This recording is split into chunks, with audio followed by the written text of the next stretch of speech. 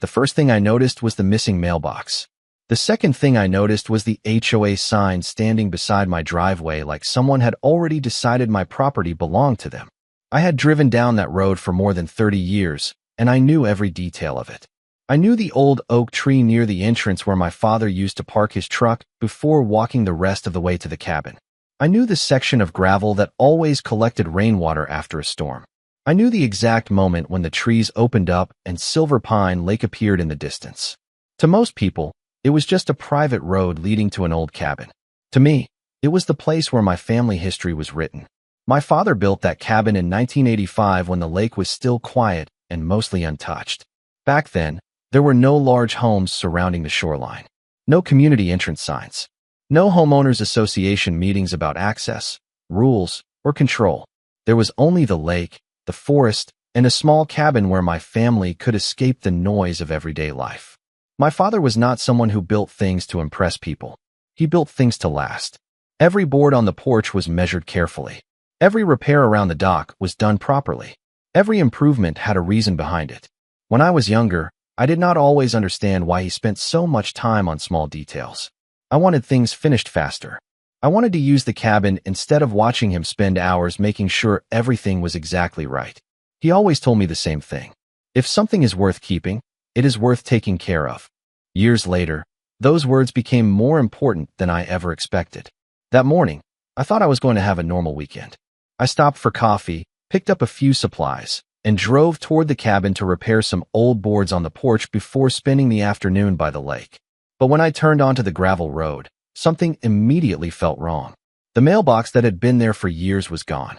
In its place was a large wooden post with a new sign attached to it.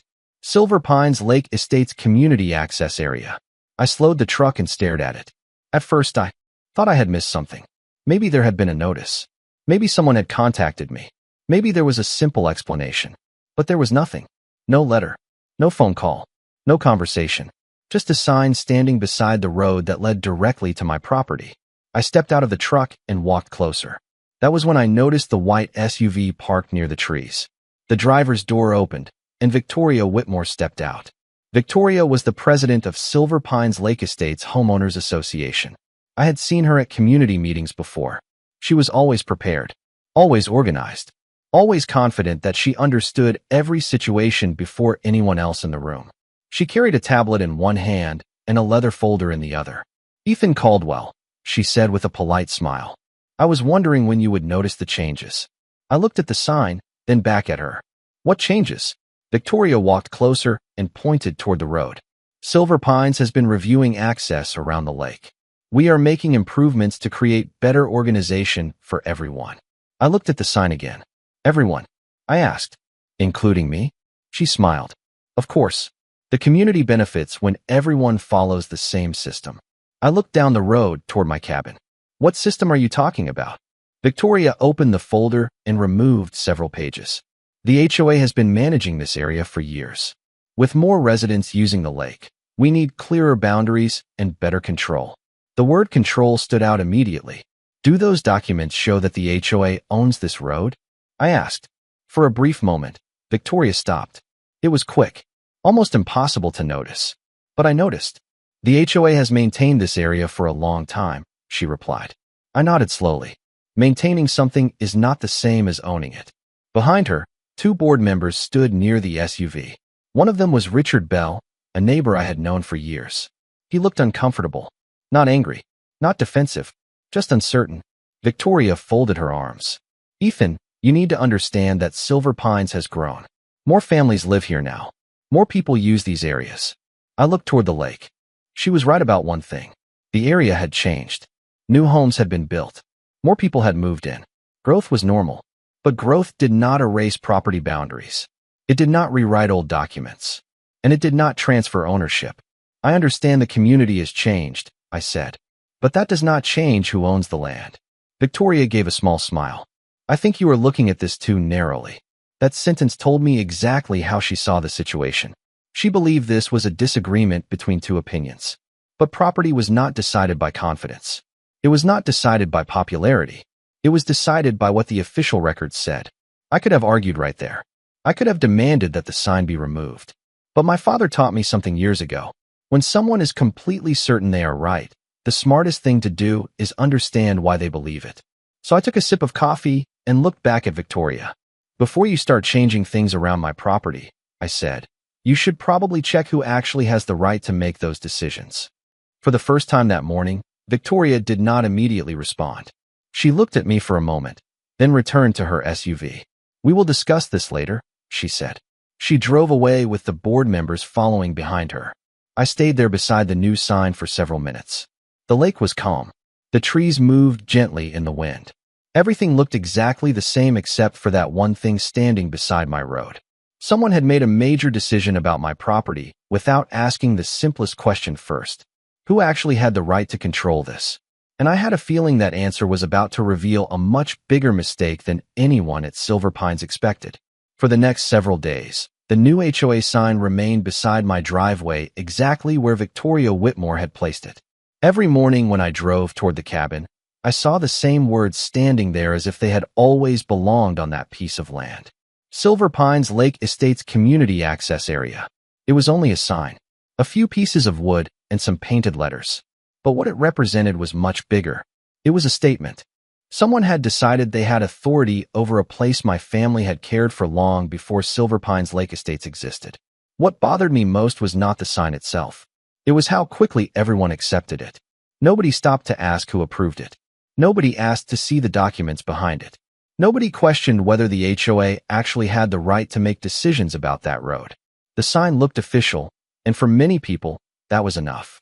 A few days after the sign appeared, I received an invitation from Silver Pines Lake Estates. The message was polite. It said the HOA board wanted to discuss recent access changes and answer questions from nearby property owners. I read it carefully and set it down on the kitchen table. I already understood what Victoria was trying to do. She wanted to explain the situation before anyone started looking for answers on their own. But I also knew something else. If someone truly believed they had the right to control a property, the easiest thing in the world should be showing the proof. So I decided to attend the meeting. Not because I wanted an argument. Not because I wanted to challenge Victoria in front of the entire neighborhood. I simply wanted to hear her explanation. The Silver Pines clubhouse was crowded when I arrived. Residents filled the chairs. Some were longtime homeowners who had lived near the lake for decades. Others were newer residents who had moved into the larger houses built around the shoreline. I recognized several faces from previous community meetings. They looked curious. They knew something had changed. They just did not know exactly what. Victoria stood at the front of the room with her tablet connected to a large screen. She looked completely comfortable. She had prepared everything carefully. "Thank you everyone for coming," she began. "I know there have been some questions regarding recent access updates." I noticed the wording immediately. Questions. Not a dispute. Not a conflict. Questions. She displayed pictures of the road, the shoreline, and different areas around the neighborhood. She talked about safety. She talked about organization. She talked about creating a better experience for everyone living around the lake. If someone only heard her presentation, it sounded reasonable. The HOA wanted planning. The HOA wanted consistency. The HOA wanted to make sure residents could enjoy the area.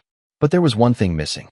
She never explained why the HOA had the legal right to make those decisions. A man sitting near the front raised his hand. "Victoria, I have a question. Does the HOA actually own the road near Ethan Caldwell's property?" The room became quiet. Victoria smiled politely. "The HOA has maintained that area for years. We have invested in improvements that benefit the neighborhood." The man nodded. "I understand that. But I am asking if the HOA owns it." For a moment, Victoria looked down at her tablet. It was brief, almost unnoticeable, but it was the same hesitation I had seen beside my driveway. "The community has used that access for a long time," she said. Again, she answered a different question. She talked about history. She talked about use. She talked about what people wanted.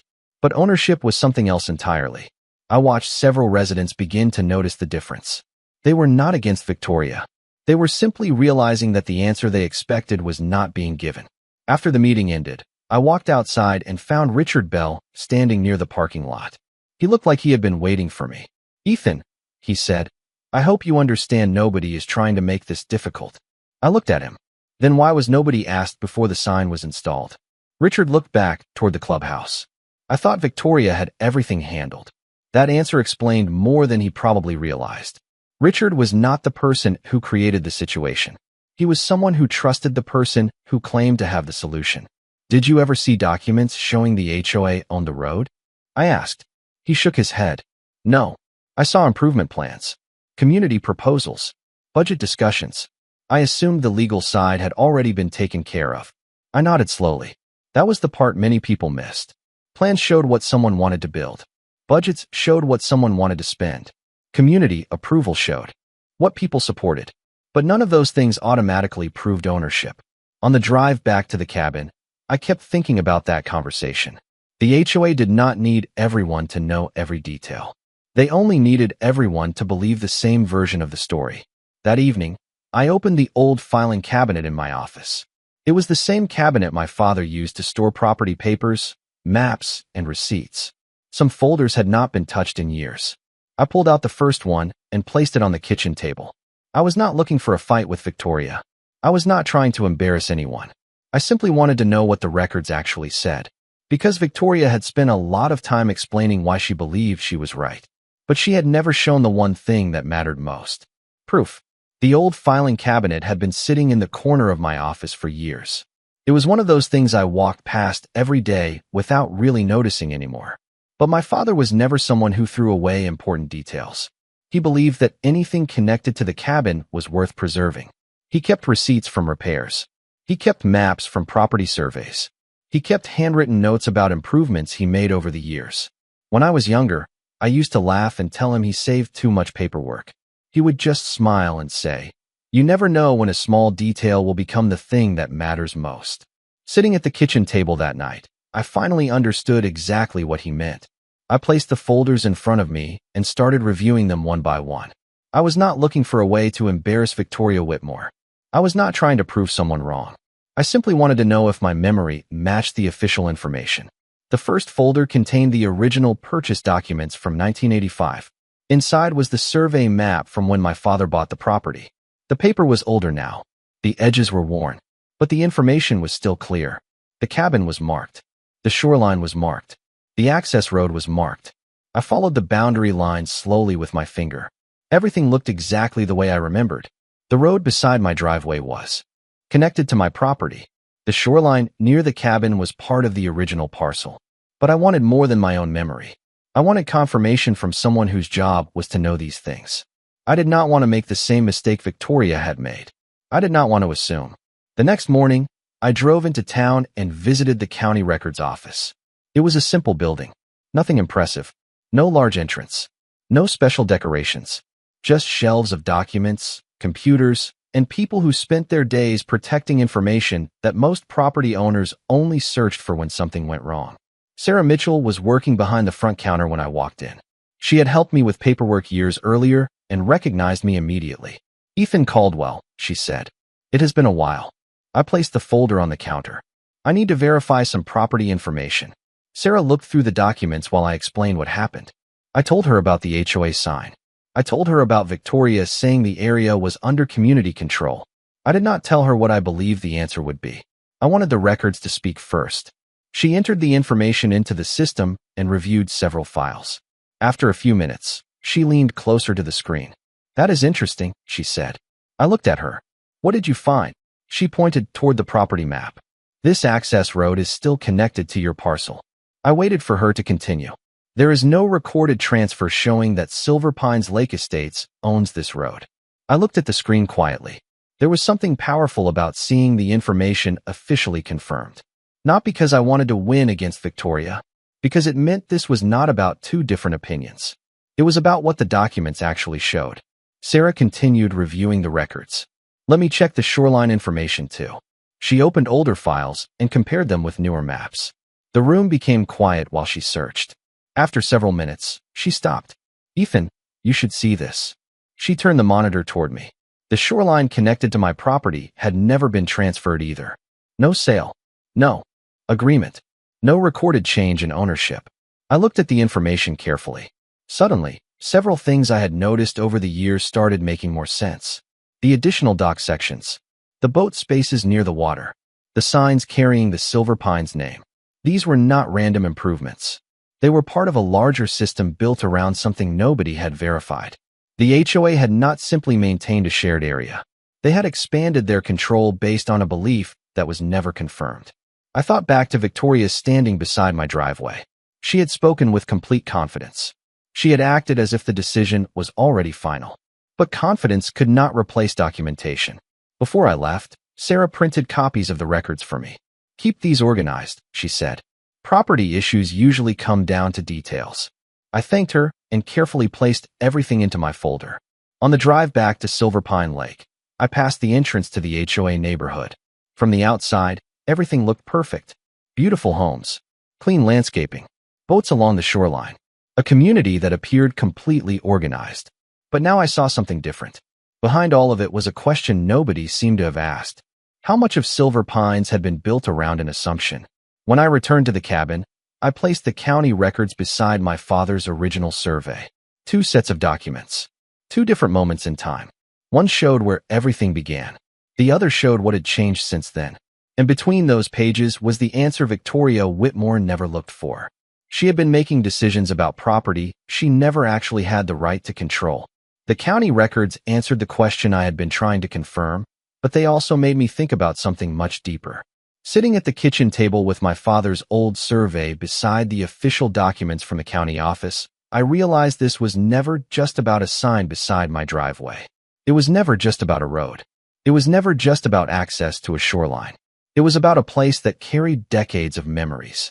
To someone who had never stepped onto the property before, my cabin probably looked like a valuable piece of land on a beautiful lake, a private road, a quiet shoreline, a location that became more desirable as the area around it developed.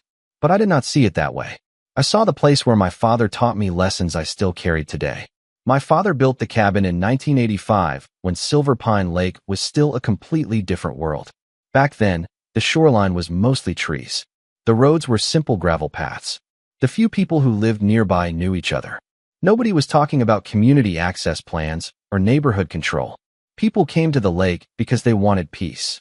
They wanted a place where they could slow down and enjoy the simple things. My father was not someone who cared about appearances. He did not build the cabin to impress visitors or create something luxurious. He built it because he wanted a place our family could return to year after year. He spent weekends working on it after long weeks at his regular job. He measured every board carefully. He repaired small problems before they became bigger ones. He believed doing something correctly mattered more than doing it quickly. When I was younger, I did not always understand that patience. I wanted things finished faster. I wanted to use the cabin instead of watching him spend hours making small improvements that most people would never notice. I remember one afternoon when we were repairing the old dock. I asked him why he was measuring every board so carefully when nobody would know the difference. He looked at me and smiled. "You will know the difference," he said, "because you will know it was done right." At the time, I thought he was only talking about the dock. Years later, I realized he was talking about everything. The cabin became even more important after my father passed away. It became the one place where I still felt connected to him. I would arrive early in the morning, make coffee, and sit on the porch while the lake was still quiet. I kept the old wooden chair he used to sit in near the water. The paint had faded.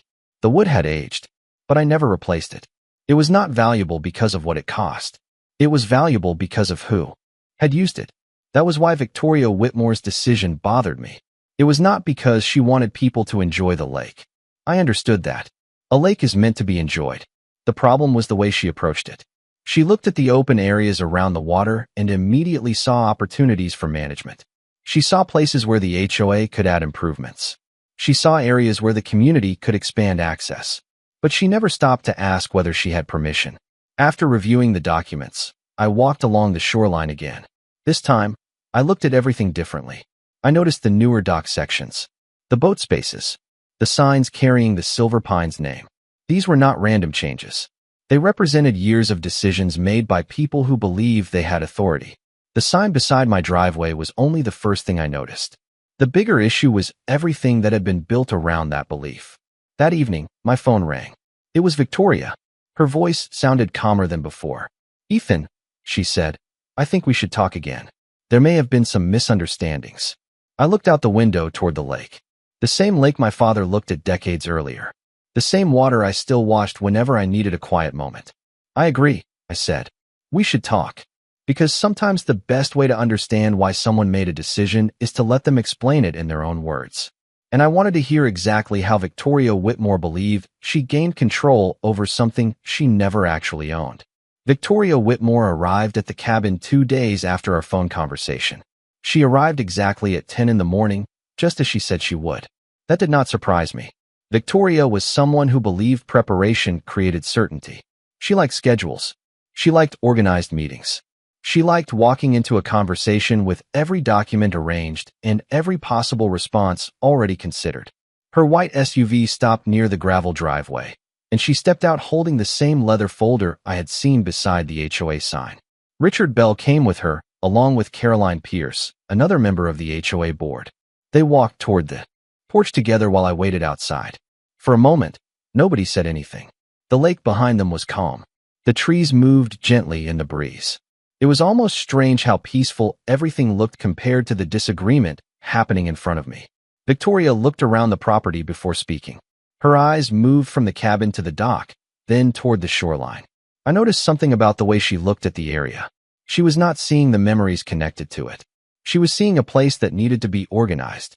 Ethan, she said, thank you for agreeing to meet. I think we can clear up some misunderstandings. I nodded. I am listening. She opened the folder and removed several pages.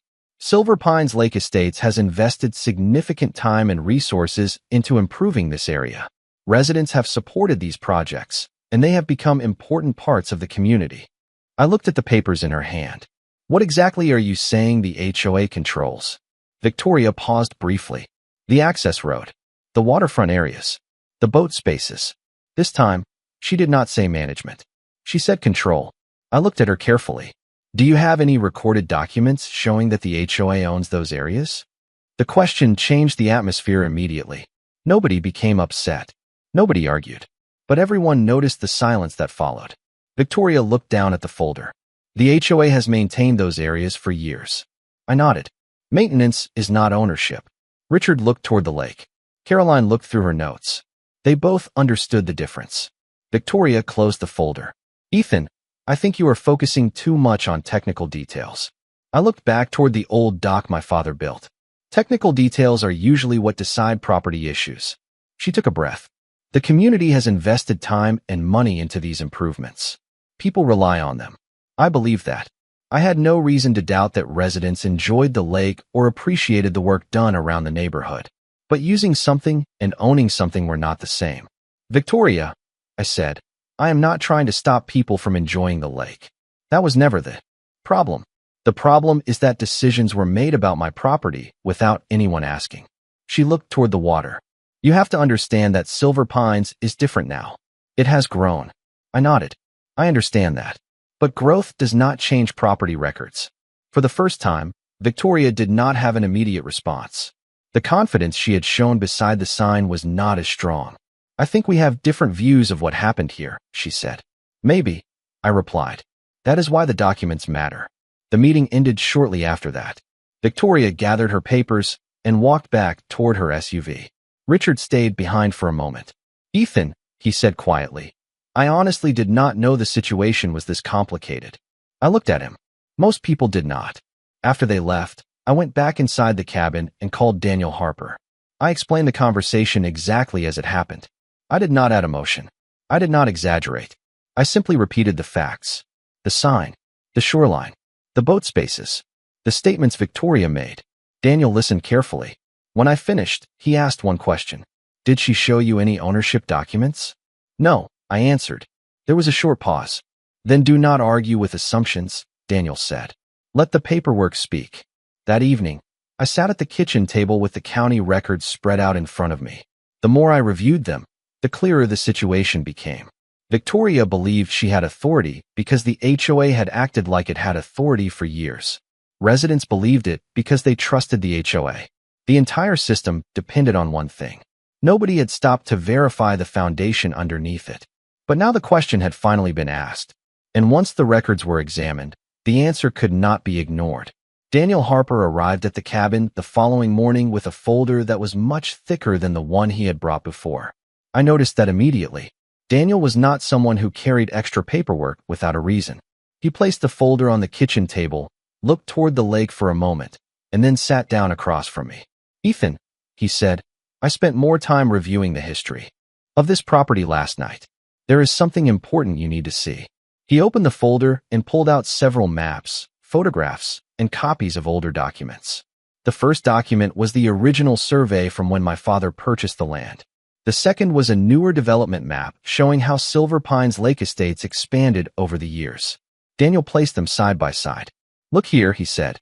"The neighborhood grew around your property, but your boundaries never changed." I followed the lines carefully. The cabin, the shoreline, the access road. Everything remained exactly where it had always been. "So the community grew around an assumption," I said. Daniel nodded. "That is what the documents suggest." He moved another set of papers across the table. These showed the different changes made near the shoreline over time. Additional dock sections, boat spaces, storage areas, community signs. They did not just allow people to use the area, Daniel explained. They created a system around it. I looked at the photographs quietly. For years, I had watched those changes happen. I noticed more activity near the water. I noticed more people spending time around the shoreline. But I never realized that all of those decisions were connected to the same misunderstanding. Nobody had stopped to confirm whether Silver Pines actually had the authority to make those decisions. Daniel leaned back in his chair. "The interesting part is that this does not appear to be one single mistake." He tapped the documents gently. "It looks like a series of assumptions built on top of each other." He explained how situations like this usually develop. Someone believes they have authority. Other people trust that person. Plans are created. Money is spent. Improvements are made. Eventually, everyone starts treating the original belief as if it were an established fact. But nobody goes back and checks where that belief came from. I looked out the window toward the driveway where the HOA sign was still standing. A few weeks earlier, Victoria looked at that sign like it represented control. Now I saw it differently. It was not a symbol of authority. It was a symbol of how easily confidence could replace verification. "What happens next?" I asked. Daniel organized the documents into separate sections. "We stay focused on the information.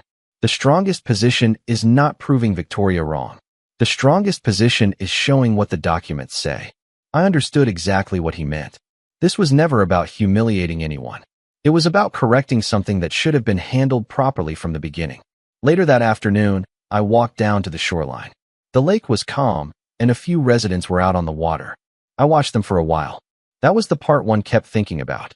Most of those people were not trying to take anything from me. They were families enjoying a place they believed they had permission to use. They trusted the HOA because that was what homeowners usually did. The problem was not the residents. The problem was that nobody verified the details before expanding the use of the property. That evening, Daniel sent me a draft letter. I read every sentence carefully. It was professional and straightforward. It explained the property boundaries. It referenced the county documents. It requested that the HOA review its use of the areas connected to my property. There was no anger in the letter, no accusations, no attempt to create unnecessary conflict, just information. Before signing it, I looked around the cabin. The old wooden table, the pictures of my father, the walls he built with his own hands. I thought about how he handled problems. He never rushed. He never relied on assumptions. He checked the details first. That lesson stayed with me all these years. I signed the letter and handed it back to Daniel. Then I looked toward the driveway one more time.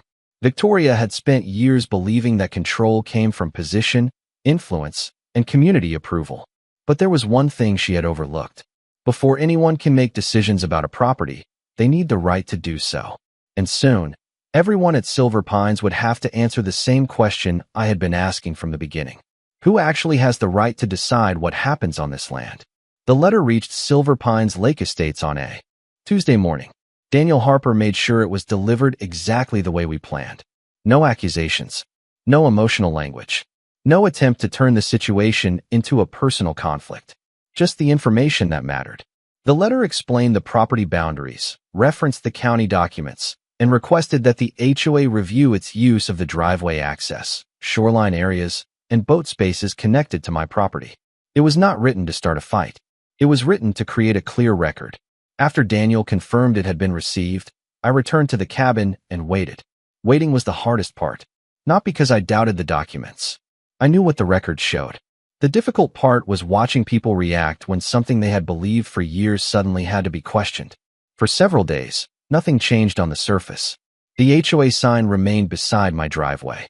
Residents continued using the lake areas. Boats remained near the shoreline. If someone drove through Silver Pines, they would have thought everything was completely normal.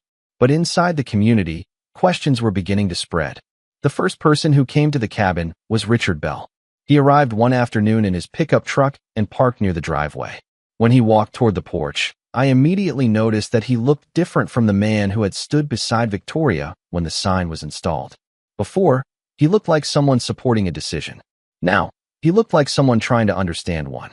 "Ethan," he said, "do you have a few minutes?" I invited him to sit down. We looked out at the lake for a while before he finally spoke. I did not know about those records. I looked at him. "What did you think existed?" Richard looked down for a moment. "I thought the HOA had everything approved." That answer explained a lot. Richard was not the person who created the problem. He was someone who trusted the person who claimed to have the answers. "Did Victoria ever show the board any ownership documents?" I asked. He shook his head. "No. She showed us improvement plans, community proposals, budget requests. She told us the HOA had authority." I nodded. That was the difference. Plans showed what someone wanted to build. Budgets showed what someone wanted to spend. Community approval showed what people supported. But none of those things proved ownership. Richard looked toward the water. "So the boat spaces might not belong to the HOA?" he asked. "The documents show those areas need to be reviewed based on actual property rights," I said. "The important thing is that nobody should have assumed ownership." He stayed quiet for a moment. Then he slowly nodded. After Richard left, I walked down to the shoreline. I looked at the docks and the boats tied nearby. I thought about how easily something could appear official. The signs, the meetings, the improvements, the organized way everything had been presented. Most people do not question something that looks like it has already been approved. But appearance is not the same as proof. That evening, Daniel called me. "We received a response from the HOA attorney," he said. I sat down at the kitchen table. "What did they say?" Daniel explained that the HOA was reviewing its position. The wording had changed. They were no longer saying the HOA had complete control over the areas. Instead, they said they had acted based on their understanding of the situation. That difference mattered. A few weeks earlier, Victoria spoke as if there was no question. Now the language was much more careful. "Are they still claiming ownership?" I asked. Daniel paused. "Not directly." I looked out toward the driveway. That answer told me everything I needed to know. The confidence was fading because the documents were stronger than the assumptions. The next day, I drove past the Silver Pines clubhouse and saw a new announcement posted near the entrance. Community meeting regarding property access and waterfront use. Victoria was calling another meeting. I knew why. She wanted one more opportunity to explain the situation before residents reached their own conclusions. She wanted to guide the conversation the same way she had from the beginning. But this time was different. Residents were not only hearing her explanation. They had seen the documents. They had started asking questions. And once people begin looking closely at the details, it becomes much harder to maintain a story that does not match the facts. The meeting was scheduled for Friday evening. I knew Victoria would be there. I knew the residents would be there. And this time, the most important voice in the room would not belong to the person standing at the front. It would belong to the information everyone could finally see for themselves. The Friday evening meeting at Silver Pines Lake Estates felt different before it even started. The first time I walked into that clubhouse, people arrived because Victoria Whitmore had called a meeting and explained what the HOA planned to do. They trusted that everything had already been reviewed. They believed the decisions had been made carefully. This time, people walked in carrying copies of documents. They were not there just to listen. They were there because they wanted answers. Some residents stood near the entrance discussing the driveway sign, the shoreline, and the boat spaces. Others looked through the county documents they had received. Nobody was angry. Nobody was trying to create a confrontation. They were simply trying to understand how something that appeared official could have been built around information that was never fully verified. When I entered the room, Victoria was already standing at the front. She had her tablet. She had her folder. She had the same professional appearance she always carried. But there was one noticeable difference. She no longer looked like someone announcing a decision. She looked like someone preparing to explain one. Richard Bell and Caroline Pierce were sitting near the side of the room. Neither of them looked eager to speak. When the meeting began, Victoria stepped forward. "Thank you everyone for coming," she said. "I know there have been many questions regarding recent discussions about property access and waterfront use." I noticed the change immediately. Questions. Not confusion. Not improvements. Questions. The entire situation had shifted. Victoria continued explaining the history of Silver Pines Lake Estates. She talked about how residents had used the area for years. She talked about the maintenance work the HOA had organized. She talked about the improvements that had become part of the community experience. Everything she said contained some truth. Residents had enjoyed the lake. The HOA had spent time maintaining certain areas. People appreciated having access to the water. But there was still one question nobody had answered. Did the HOA actually have the right to control those areas? A man near the front raised his hand. "Victoria, I have a question. Before the sign was installed, did anyone verify that the HOA actually owned the road and shoreline areas?" The room became quiet. Victoria looked down at her notes for a moment. "The HOA has managed those areas for many years," she replied. The man nodded. "I understand that. But I am asking if ownership was ever verified." Several people looked toward Victoria. This was the question that started everything. But this time, everyone was listening carefully. Victoria took a slow breath. "We believed we had the proper authority based on the history of use and the improvements made over time." That answer was different. Earlier, she spoke as if the matter was already settled. Now she was explaining what she believed. Richard Bell slowly stood from his seat. "Victoria," he said, "I have a question too." The room became even quieter. "When we approved the improvement plans, did the board ever review actual ownership documents?" Victoria looked toward him. For the first time, the question was coming from someone who had supported her decisions. She paused. "We reviewed the information available to us at the time." Richard nodded slowly. "But did we review ownership records?" Nobody spoke.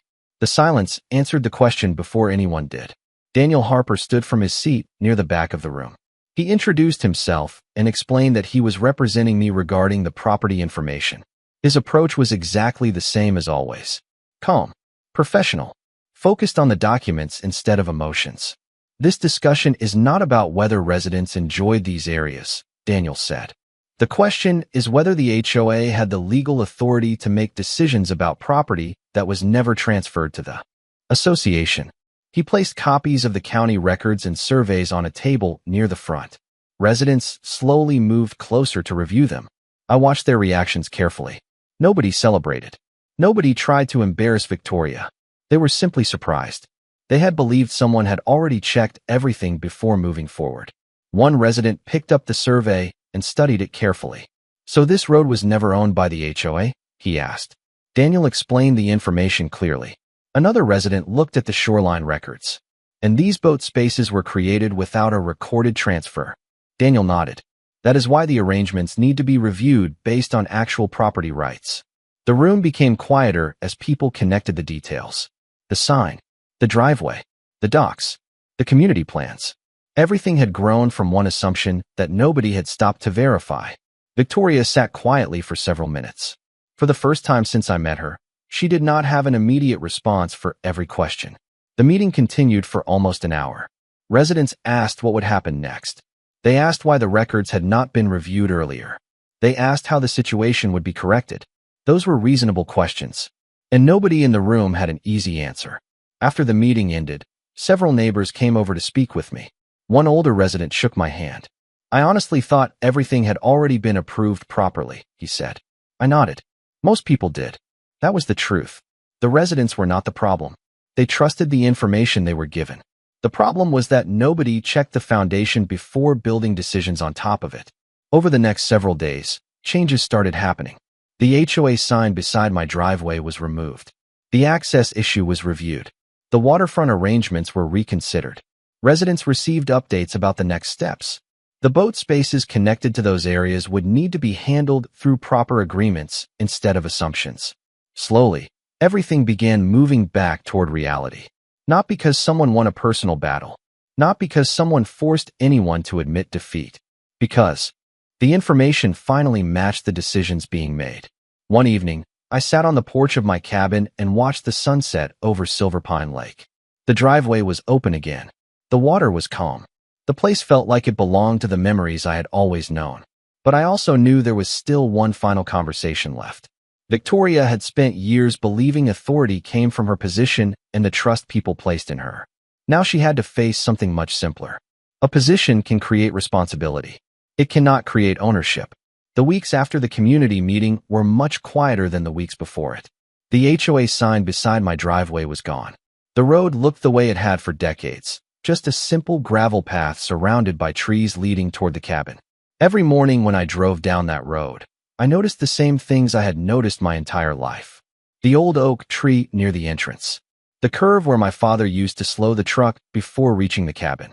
The first glimpse of Silver Pine Lake between the branches. But now, there was something different. The road was no longer a place where people questioned who had control. It had become a reminder of how quickly assumptions could turn into decisions when nobody stopped to verify the details. Daniel Harper continued working with the HOA to finalize the remaining issues. The biggest question had already been answered, but there were still details that needed to be corrected. The waterfront arrangements, the boat spaces, the future use of certain areas near the shoreline. Those conversations became much easier once everyone accepted the same information. A few days later, Daniel asked me to meet him at his office. When I arrived, he had a folder waiting on his desk. "The HOA is ready to finalize the agreement," he said. I opened the documents and started reading. The difference from the first conversations was obvious. There were no claims that the HOA controlled everything. No statements that decisions had already been made. The language was focused on moving forward based on the actual property information. I looked at Daniel. "So they understand now?" He nodded. "They do." That answer meant more to me than I expected. Not because I wanted Victoria to lose. Not because I wanted anyone embarrassed. I never wanted a fight. I wanted the situation handled correctly. Later that week, I met with Victoria Whitmore and the HOA board one final time. This meeting was completely different from our first conversation beside the driveway. There was no presentation, no tablet showing community plans, no explanation about why the HOA believed it was right. There were only documents on the table and people discussing what needed to happen next. Victoria looked different. She was still professional. She was still composed. But the certainty she carried before was gone. "Ethan," she said, looking back, "we should have verified everything before making those decisions." It was the first time she openly acknowledged that the mistake happened before the sign was ever installed. I appreciated that. Everyone makes mistakes. The important part is what someone does after discovering one. We reviewed the remaining details carefully. The road access, the shoreline use, the boat spaces, the community improvements. The solutions were much simpler once everyone accepted the same reality. The HOA could manage the areas where it actually had authority. It could organize events. It could create rules for its own property. But it could not create ownership through years of use, community approval, or good intentions. Over the following weeks, residents received updated information. The HOA reviewed previous decisions. New arrangements were created based on actual property rights instead of assumptions. The people living at Silver Pines were not treated as enemies.